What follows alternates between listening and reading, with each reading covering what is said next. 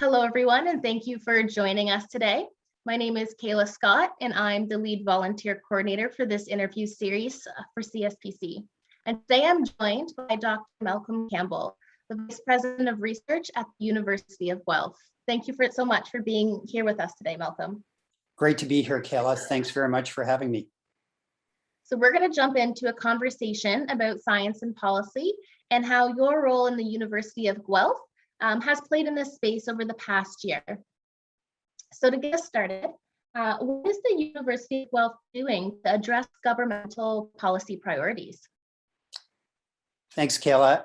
I think, of course, the most obvious way that the university responds to federal policies is largely through our research response. The government has a number of priority areas that they wish there to be research and development and innovation created in, largely through the Ministry of Innovation, Science and Economic Development, but of course spread across other departments. And University of Guelf, like many other research-intensive universities, responds to those calls and provides the R&D support that's necessary to drive efforts forward here in Canada on a number of different fronts, whether it's climate change on one hand, food security on another, or addressing the global pandemic that we've had to deal with over the course of the last 19 months. University of Guelf has stepped up with research that has provided the evidence, new knowledge, as well as new innovations to address the challenges of our time. And to build upon that point a bit, can you get a bit more specific into how the University of Guelf has engaged with and helped shape federal policy? Sure. Actually, University of Guelf shapes policy at local, regional, and national levels. And I think it's something that we're really proud about. Since our founding almost 150 years ago, the University of Guelf has really had at its core what is now today our motto, our tagline, improve life. And so what we do at the university is really geared towards improving life, taking knowledge and mobilizing it in ways that have an impact on everyday people's lives. So whether it's responding to federal policy, the Smart Cities Challenge, where University of Guelf has played a lead role here in the city of Guelf in shaping what was a successful bid for the Smart Cities Challenge around the circular food economy, playing a role there. We have the Guelf Family Health Study working with 200 different families from across Guelf to improve nutritional outcomes, health outcomes for families, addressing, again, government priorities, but also shaping them as well through the discoveries that are made there, thinking about what, for example, Canada's food guide looks like. At the regional level, of course, we've been embedded in rural communities across the province of Ontario for, as I said, 150 years. And there we're responding to other governmental challenges and meeting them as well. For example, great work being done by Helen Hambley in helping shape the rollout of rural broadband. Remote and rural broadband is incredibly important, as we've discovered through the pandemic, in terms of conveying information to people and gathering information that can be important in guiding, for example, infrastructure rollouts, as well as the provision of healthcare. So we're active in that space. And then at the federal level, we're very active, as I've already mentioned, addressing a wide variety of concerns. Our traditional strengths at University of Guelf, and those, of course, that we're recognized for globally, are in the areas of food, agriculture, and veterinary medicine. And all of those have been brought to bear in a variety of different ways over the course of the last 5 years. For example, during my tenure at University of Guelf, so whether it's addressing food security through the Arrow Food Institute, as well as our Canada First Research Excellence Fund funded project, Food from Thought, taking a look at how we feed a burgeoning global population while ensuring that we are doing so in a way that is environmentally sustainable, and bringing the tools of data science and digital technologies to the table to help sometimes to reconcile those sometimes conflicting objectives. University of Guelf has been right at the fore. And of course, what we're dealing with right now in the course of a global pandemic is a zoonotic disease, one that's transmitted from animals to people. As leaders in veterinary medicine here in Canada and globally, top 5 veterinary medicine university in the world, we're addressing those One Health challenges, both of the current pandemic and thinking about ways that we can avert or at least address the challenges of the next epidemic or pandemic, if the case should be. So those, I think, are some real tangible areas, Kaela, that University of Guelph is bringing to bear to address federal policies at the local, at the regional, and the national level. Thank you very much, Malcolm. And it's great to hear that you guys are addressing at all 3 levels and also looking at the interplay and relationship between food security, but also meeting the needs of the environment. So thinking a little bit more along the lines of the academic research, how has the academic research and partnerships, what impact have they made on the field of science policy? And how has it changed the science policy landscape over the last few years?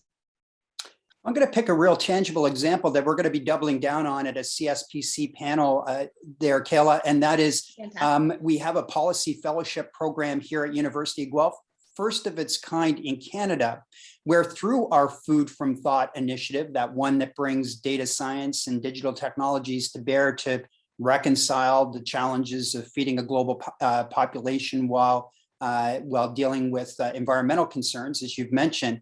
What we're doing is in that particular program, supporting 50 different researchers across the university, bringing their research to bear to address that challenge, but doing so in a way that enables that information to flow to policymakers.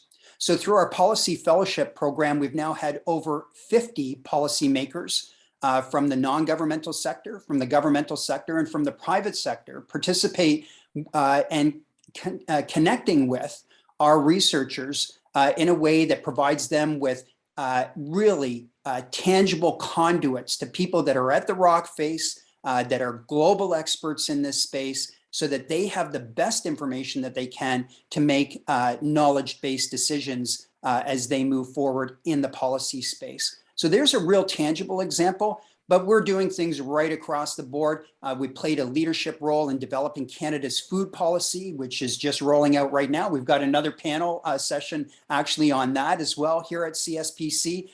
So I'd encourage people that are interested in seeing how University of Guelph has really tangibly addressed policy concerns with our fundamental research. Please do attend those CSPC panel sessions. You're going to learn a lot. And I think really what you're going to see is best in class, really the best sort of examples of how one can do this as an academic institution. Thank you, Malcolm. And it's great to hear with this, one-of-a-kind initiative, you and the university really bringing together those academic researchers and policy people through the policy fellowship. I believe it's a great initiative. I've actually looked into it myself. Excellent. Well, we've got our current cohort started yesterday. We've got 6 new policymakers, and we will be continuing. We've just received notification that we were successful in our midterm review of Food from Thought, and so we'll be continuing for another 3.5 years. So plenty of time. If you're a policymaker out there, please do visit the Policy Fellowship website at University of Guelph. It's in our Food from Thought pages. Please do that, and we'd love to have you aboard. The 50 that have participated so far have absolutely loved this program. It really does provide a great way of connecting with people that are building up the evidence that is needed for evidence-based decision-making and policy development. So Kaela, highly encourage you to take a look at that program. Yes, it looks like an absolutely fantastic program. So how do you think the trust in the scientific community and effective scientific communication to the public has evolved in light of recent events? Well, one thing that's interesting is that whether you're sitting around a family engagement or with colleagues at work, everybody has become a virologist and an epidemiologist over the course of the last year.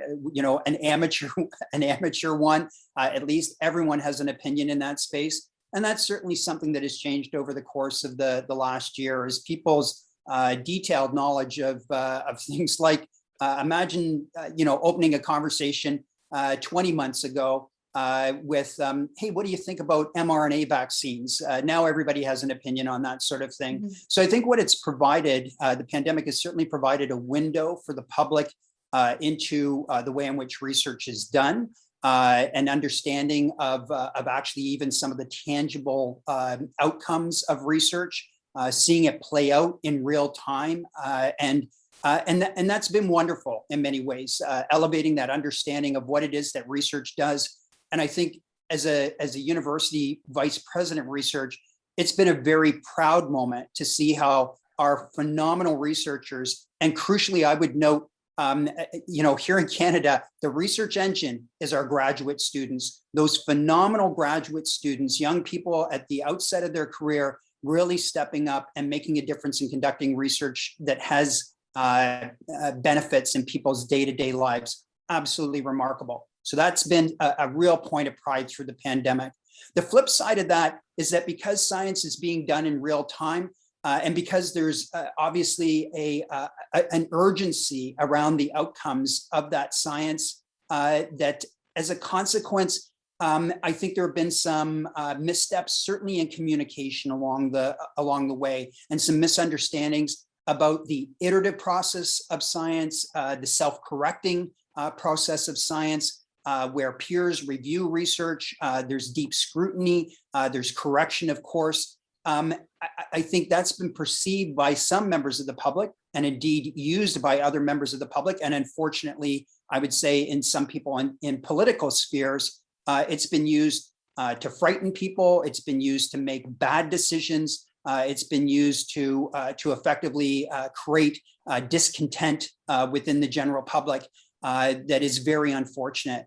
And I think if we've learned nothing else through the pandemic, and we've learned an awful lot through the pandemic, is the imperative to have strong scientific communication accompanying whatever it is that we do in terms of the creation of science, and not to merely leave it in the hands of others to explain, but to step up as a community and explain it in clear, understandable, lay terms, for want of a better word, so that people can understand what's taking place. Because when we don't do that, there's a vacuum, and there are plenty of other people that are quite happy to fill the vacuum with their noise and disrupting the strong signal that is there with the noise. Completely agree. I think one of our essential roles as scientists and researchers is science communication, and trying to improve every day just the science literacy abilities of Canadians. Yes. For sure. And I would say the CSPC has played a really strong leadership role in that regard. It's been a conference that we've been delighted to be participating in for many, many years now, and now in a greater role as a sponsor. It's because of that leadership role that's played by CSPC that it's so easy for us at University of Guelf to assume a sponsorship position of the group and the conference specifically. Yes, and we thank you so much for your sponsorship. For everyone watching this video, if you want to hang on a moment, we'll pull up a slide and you can look at all the panels that the University of Guelph has sponsored and will be participating in this year's conference. Thank you so much, Malcolm, for joining us. It's been an absolute pleasure, Kaela, and enjoy the rest of the conference, and looking forward to connecting with you through the Policy Fellowship Program, hopefully in the not too distant future. It's been great to chat today, and hope people have enjoyed this. Thank you so much, Malcolm.